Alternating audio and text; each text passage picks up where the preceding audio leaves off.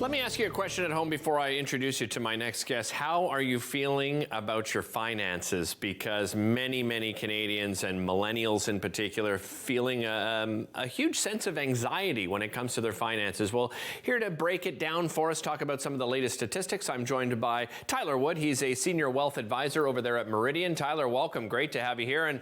And this last 3 years, Tyler, really unprecedented. I imagine you're seeing a lot more anxiety in your industry than you've ever seen before.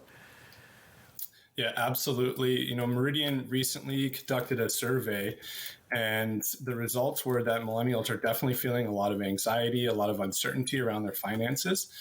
In fact, most told us that 2022 was a year to forget. Wow. For sure, with 70% of millennials feeling uncertain about their financial future around this rising inflation and increasing interest rates that we've seen over the last 12 months. Yeah, and it's Tyler, it's really a double whammy, right? Because I know that they bring up interest rates to try to counter inflation, but you know, there's different types of inflation, right? We've seen fuel inflation and food inflation. Those sort of things haven't necessarily come down very much, if at all. Do you think that's one of the main reasons that we're seeing so much more anxiety than we perhaps have in the past?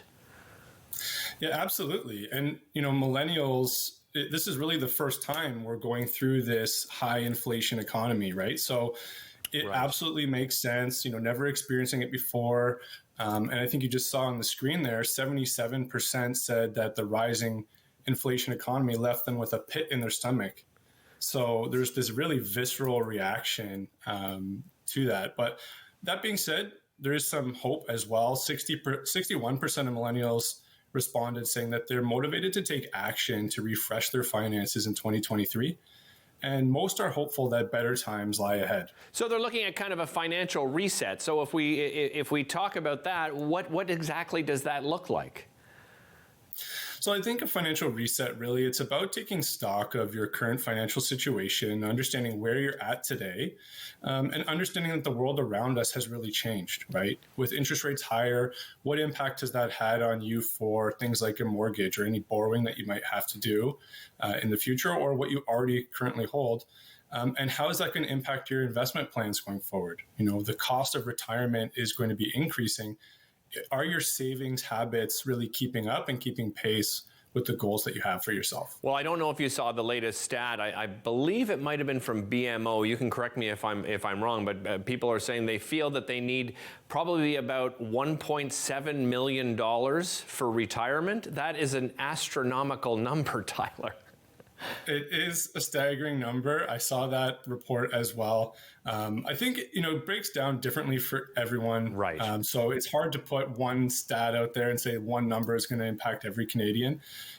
You know, it really comes down to your own unique situation and your unique circumstances, right? So a lot of people have different spending habits. A lot of people have different goals and dreams and aspirations about what they want retirement to look like. So if you want to be a jet setter and travel around the globe, certainly you probably need to have a little bit more savings.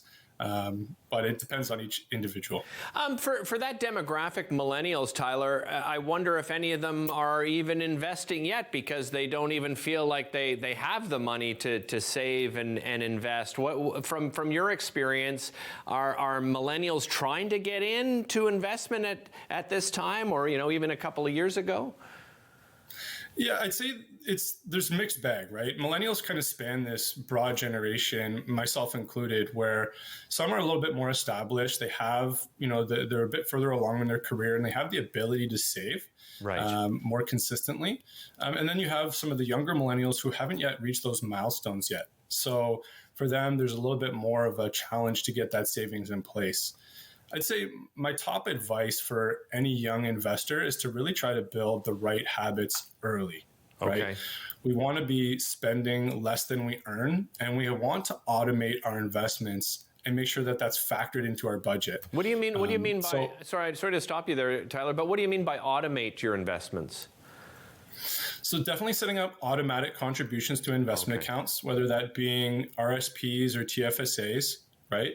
That really helps to build the right habit early on so that you have that foundation for success. A lot of young people today, they don't have the pension plans that some of the older generation have. Right. It's really, the onus is on us to build those retirement savings and really get the right foundation in place.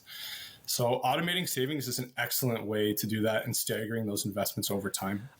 For a millennial, do you suggest one over the other, RRSP or TFSA? What should they start with, or is that really an individual thing? I would say it's definitely an individual thing. If you are a little further along in your earnings path, an RSP can definitely be beneficial to reduce the income tax that you have to pay at the end of the year, come tax time. But if you're early on, TFSA is an excellent savings vehicle that is very fluid. You have a lot of liquidity. You can access that money if you need to, and potentially save the RSP contributions for future years when you have more earning power, right, and you get more efficient tax deductions later on in your career when your income is increased. Are you, as an industry, making or doing a more sort of cautious approach right now with your clients? Is that fair to say, Tyler? I'd say it's definitely unique to everyone. Okay. Some people have been through this experience before, and they understand, there's volatility in the market. Oftentimes when you do see that volatility, for someone like ourselves who are millennials, it can be an excellent buying opportunity, right? Like the old adage, you want to buy low and sell high. Well, when we see these dislocations in price, it can be an excellent opportunity to invest.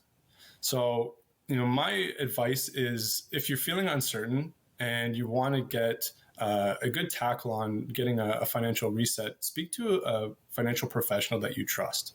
Somebody who's going to take the time to sit down with you and understand your unique situation and really help tailor a solution that matches what you're trying to accomplish. Tyler, really appreciate the advice today. Thanks so much for joining us here on Daytime.